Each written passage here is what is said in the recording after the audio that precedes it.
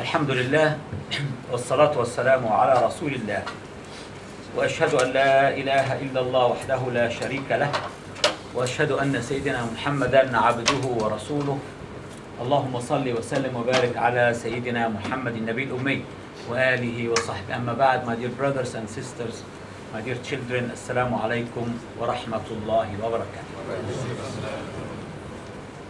Today inshallah I'm going to talk about orphans in Islam. How should we treat orphans and their properties? In few days time Ramadan is going to start inshallah. May Allah make us live until we reach Ramadan and help us to fast and accept our fasting inshallah. A lot of people will work out their zakat, their annual zakat on the first day of Ramadan. Because when you work out your zakah on your money, on your wealth, on your shares, on your properties, whatever, on your cattle, on your crops, it's a lunar year. It is not a Gregorian year. So many people choose the first of Ramadan every year to work out their zakah money and they pay it out. This year we'll be collecting during the month of Ramadan inshallah for orphans. It's a charity, very well-known charity.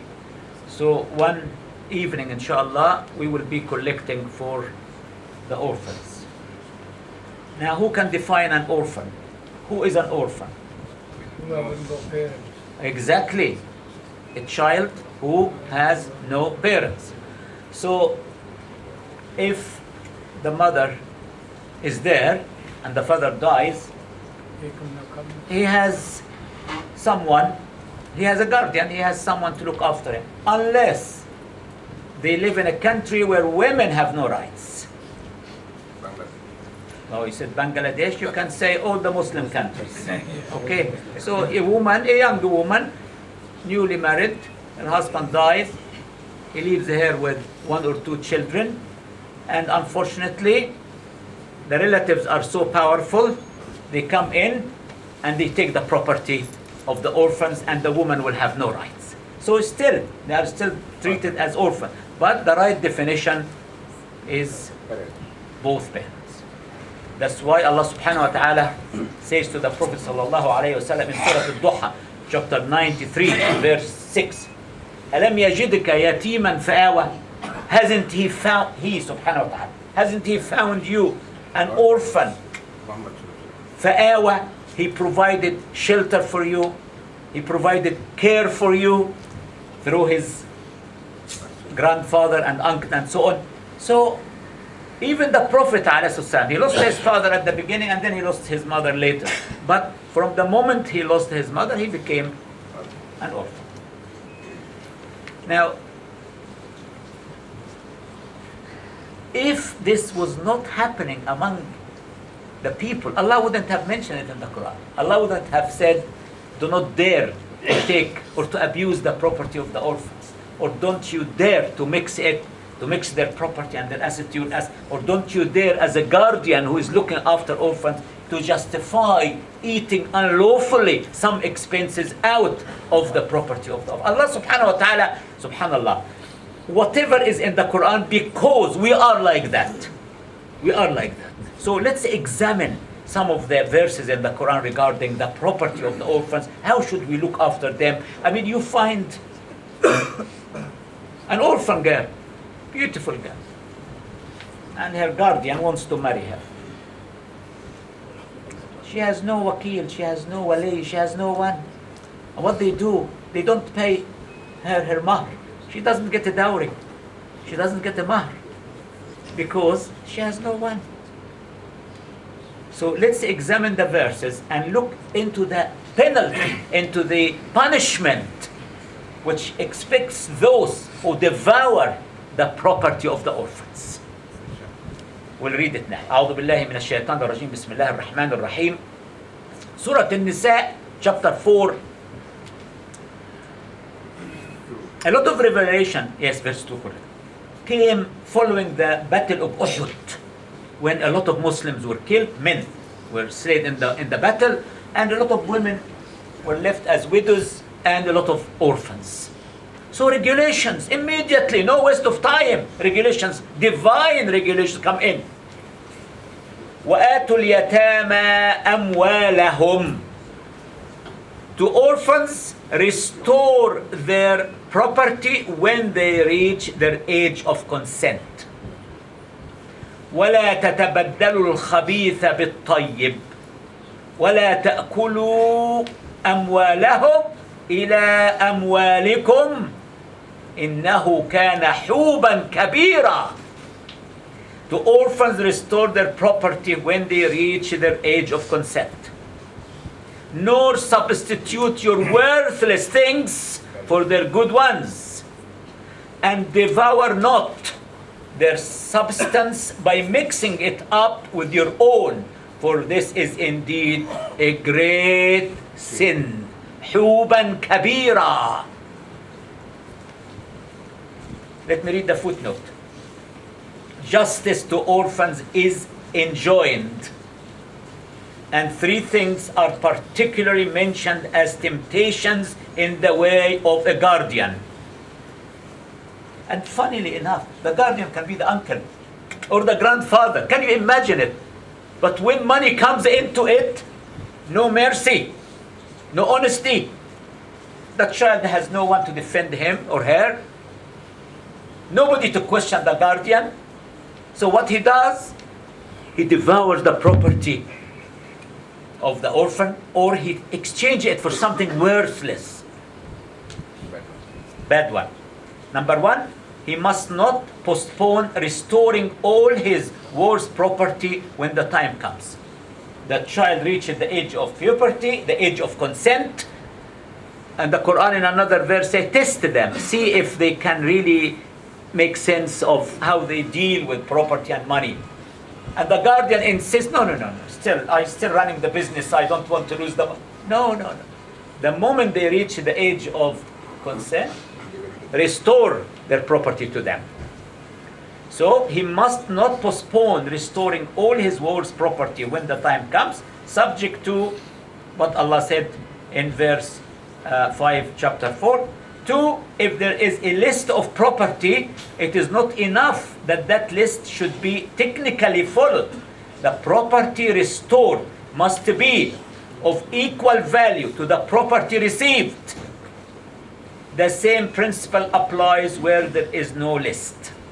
Number 3, if property is managed together or where perishable goods must necessarily be consumed, the strictest probity is necessary when the separation takes place, and this is insisted on.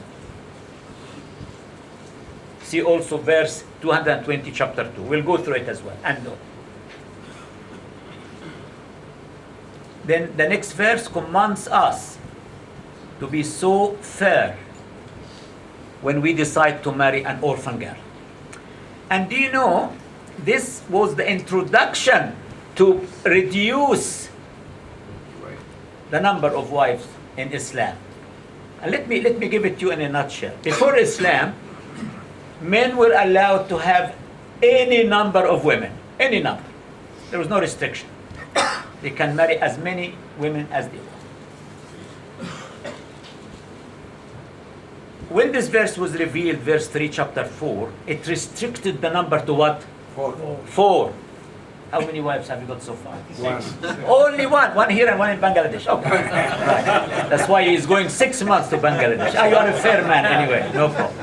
So, but this is very interesting actually. So what happened? If I have 5, 6, 7, 8, when this verse was revealed, what should I have done? Divorced. So I had to choose 4 not nagging wives, you see? And then I get rid of the others. But the Prophet ﷺ had how many wives at that time? 9. And he can stay all Allah kept. He could not divorce any. He was not allowed. The Quran says why he was not allowed to divorce any of his wives. Because the wife divorced, nobody can marry. Nobody can marry her because she is mother of the Ummahatul Mu'mineen. This is very interesting. So Muhammad ﷺ was an exception here. His condition was an exception. He had 9 wives. He was not allowed to divorce any of them because it was unfair on the women because they cannot marry anyone else. And it is a great, I don't want to call it sin. It's a great issue in the sight of Allah that the wife of the Prophet should marry anyone else. So the verse which is in Surah An-Nisa with the women, the whole chapter is called the women, chapter 4 and 4 actually, by the way, it's 4, okay? 3, verse 3. If you fear that you shall not be able to deal justly with the orphans, go and marry 1, 2, 3, 4. Very interesting. Some people actually say, polygamy in Islam is not allowed because the verse restricts it to the orphans, that if I cannot marry, if I'm not going to be fair and just in marrying an orphan girl and giving her mahr and look after her because she has no guardian, she has no wakil, she has no one to look after her or protect her interest, then I can go and marry other women from the other women 1, 2, 3, or 4. And we say no. That was the rule introduced after the Battle of Uhud when a lot of Muslim men were killed. It became a social obligation, honestly a religious obligation on the men to go and say, okay, I'm going to marry this widow and that widow, and I'm going to look after her and I'm going to look after the children in addition to my first wife. So it became, it's not for lust. A lot of people think, Muslims marry 2, 3, 4 because of lust. No, responsibility, commitment. Look at the orphans now and the widows in Syria, in Iraq, in Libya, in Egypt, Afghanistan, but everywhere in the Muslim world. And we are standing and watching. I'm not asking you to go and marry 3, 4, you will go to jail if you do that. But what I'm saying, the support, the people there must be educated enough to understand the responsibility towards the orphans and the widows. And I admire my brother here, Rafiq, my companion, for supporting the widows in Afghanistan, in Pakistan, in Kashmir. And he makes a lot of effort in this part of the world to collect as much as he can to help and support them. May Allah reward you for that, inshallah. So, if you fear that you shall not be able to deal justly with the orphans, marry women of your choice, 2 or 3 or 4. But if you fear that you shall not be able to deal justly with them, then only one, or that which your right hands possess. We talk about here slaves at that time. Ayman, there's a space here. Come on. How are you? How was your holiday? Alhamdulillah. Did you bring anything for me from Egypt? Yes, you did. Okay, come here then. But, yeah, that's right. But if you fear that you shall not be able to deal justly with them, Allah, them refers to the 2, 3, 4 women. Then only one, or that which your right hands possess. That will be more suitable to prevent you from doing injustice. Subhanallah, subhanallah. You will always find a man who has a second wife. I'm aware of many Muslims in this country who have more than one wife. The other wives he will marry them just using a nikah. I'm going to Birmingham because I have a course. I'm going to Manchester attending a meeting. And he is between this one and that one and that one. And could you please move forward, please, everybody. And he is not treating them all fairly. He's not spending on each one of them equally. He doesn't spend the same amount of quality time and so on. So this is also unacceptable when we think about it. Right. Now, let me move to the next verse. I'm going to read verse 6 now, chapter 4.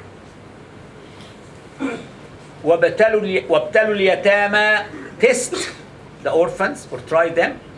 حَتَّى إِذَا بَلَغُوا النِّكَاحَ فَإِنْ آنَسْتُم مِّنْهُمْ رُشْدًا فَادْفَعُوا إِلَيْهِمْ أَمْوَالَهُمْ. Make trial of orphans until they reach the age of marriage. If you find sound judgment in them, release their property to them. But do not consume it wastefully, nor in haste against their growing up. Now, I am a guardian of an orphan. Let's assume.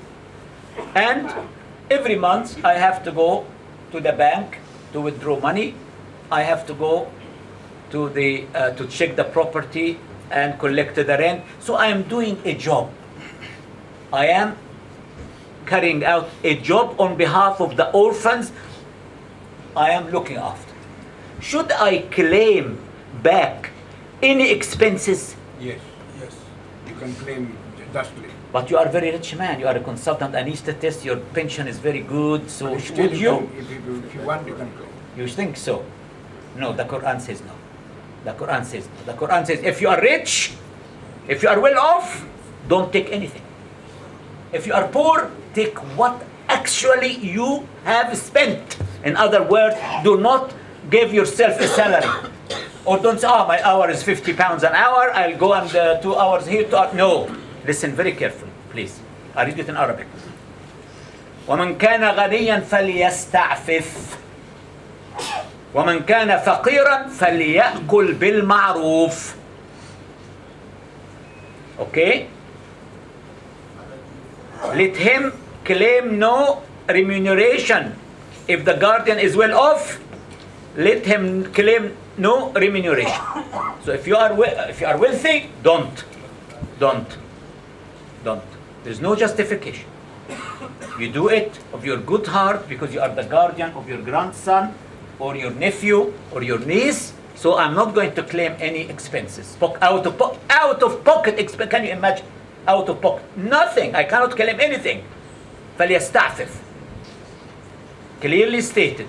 If the guardian is well off, let him claim no remuneration. Full stop. وَمَنْ كَانَ فَقِيرًا.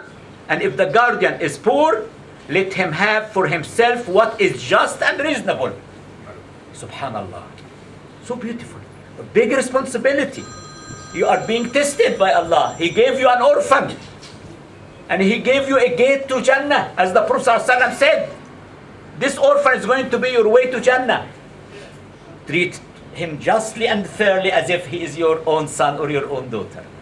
Don't take anything which is not yours. فَإِذَا دَفَعْتُمْ إِلَيْهِمْ أَمْوَالَهُمْ. When you give them back their property, فَأَشْهِدُوا عَلَيْهِمْ.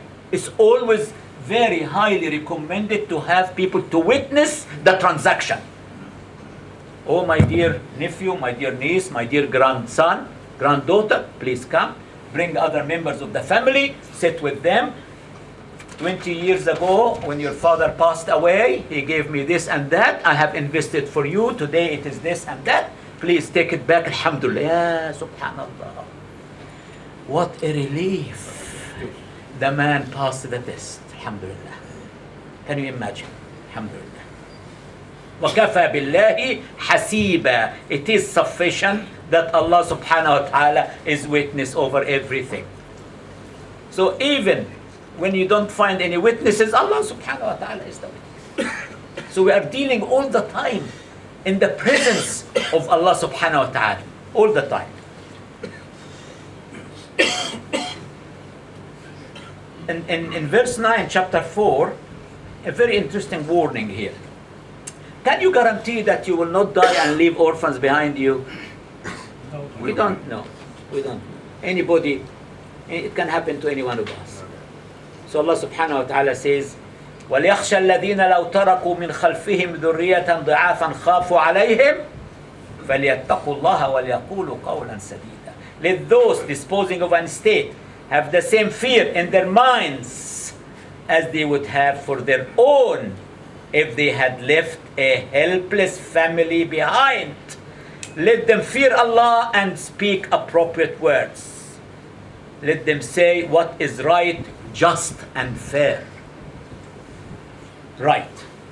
Now, how did Allah describe those who eat or devour the property of the orphans? They take the nar. Exactly. إن الذين يأكلون أموال اليتامى ظلما إنما يأكلون في بطونهم نارا وسيصلون سعيرا. Those who unjustly eat up the property of orphans eat up a fire into their own bodies. A fire. Imagine. At the moment in this life, he is eating a fire inside his tongue. And on the day of judgment, وَسَيَصْلَوْنَ سَعِيرًا. Can you imagine? And on the day of judgment, they will face the blazing hellfire. Two punishments. One in this life, and one in the hereafter. Subhanallah. You are devouring the property of the orphans. You are eating fire, consuming fire inside your belly.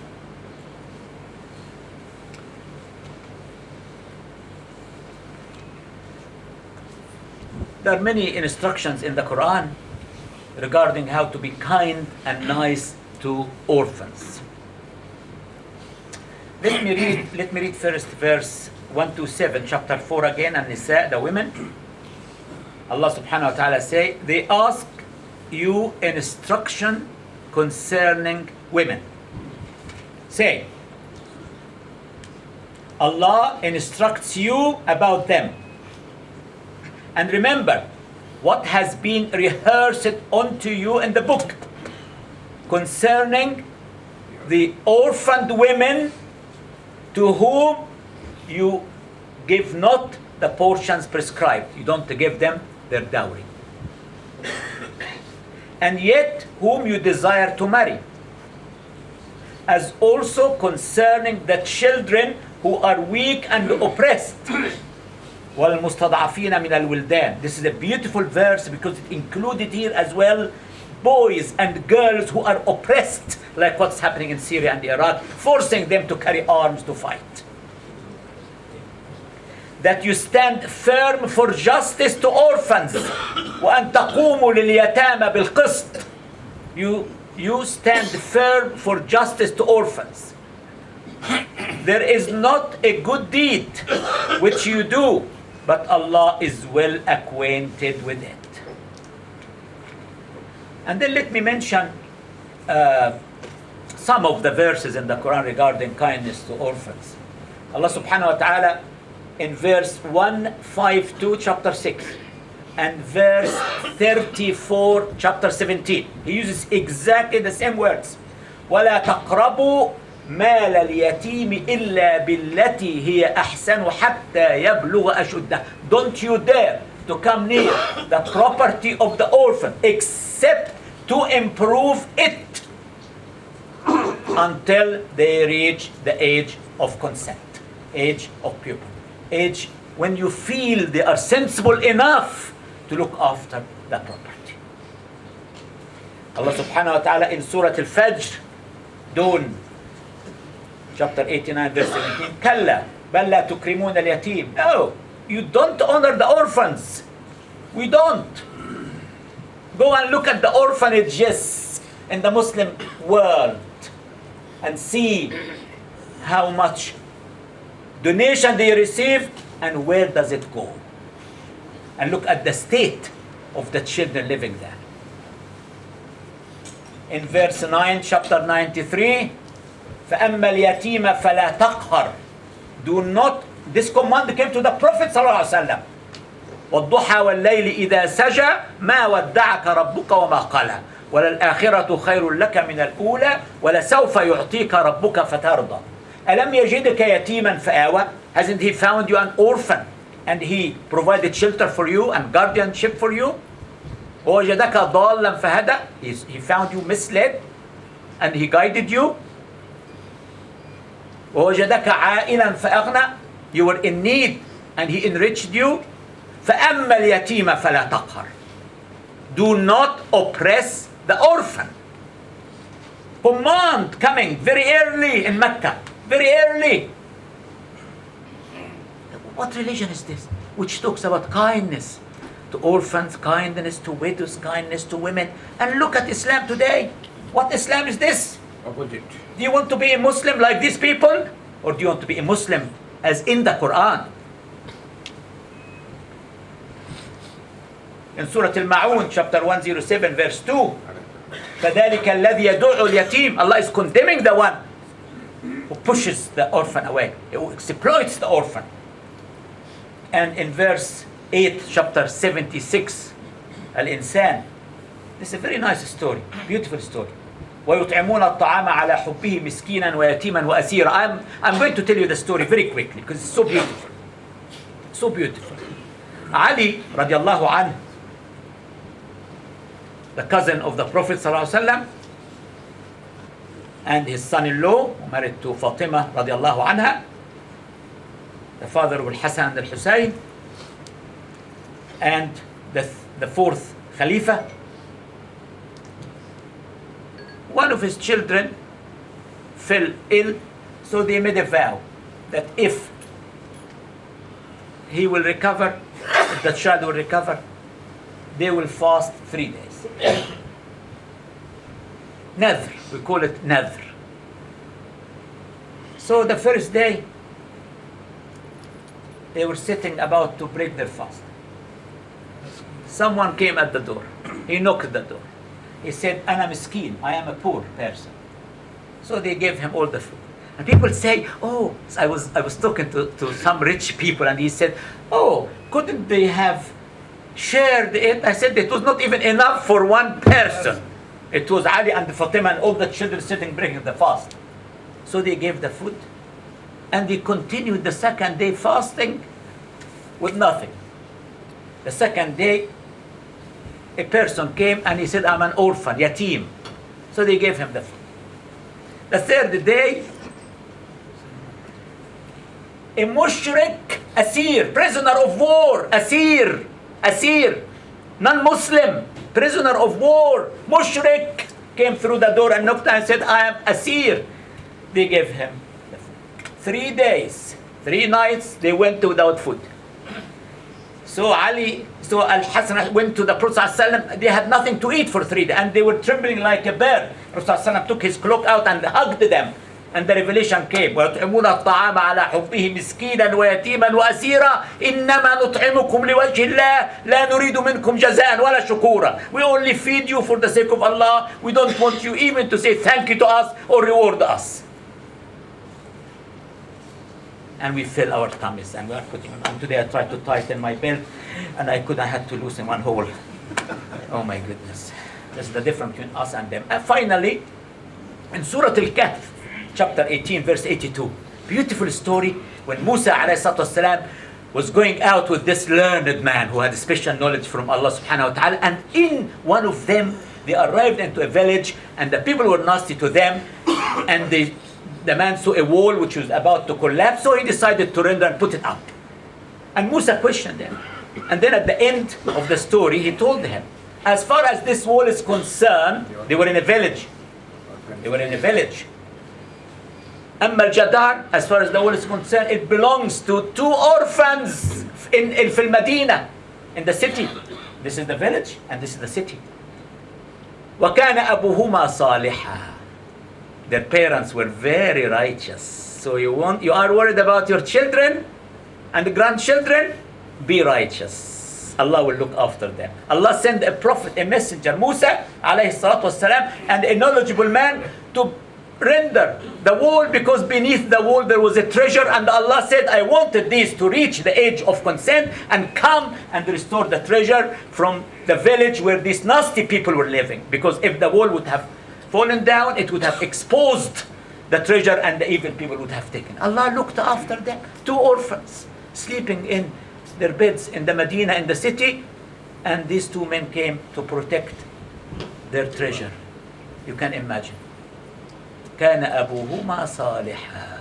Actually, in the tafsir it says not just the parents, even the ancestors. Righteous family. بَعْضُهَا مِنْ بَعْض. I'm going to stop here.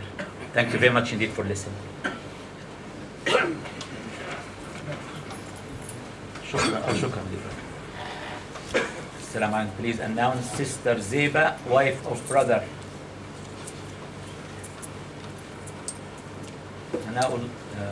Thanaullah, has passed away. Brother Kaisar Malik's friends. Her funeral at Garden of Peace at 3:30 p.m. today. اللهم اغفر لها وارحمها واعف عنها وتجاوز عن سيئاتها في أصحاب الجنة. اللهم ادخلها الجنة بغير حساب ولا عذاب ولا سؤال. اللهم حرمها على النار. اللهم أجرها من النار. اللهم أعتقها من النار. اللهم يمن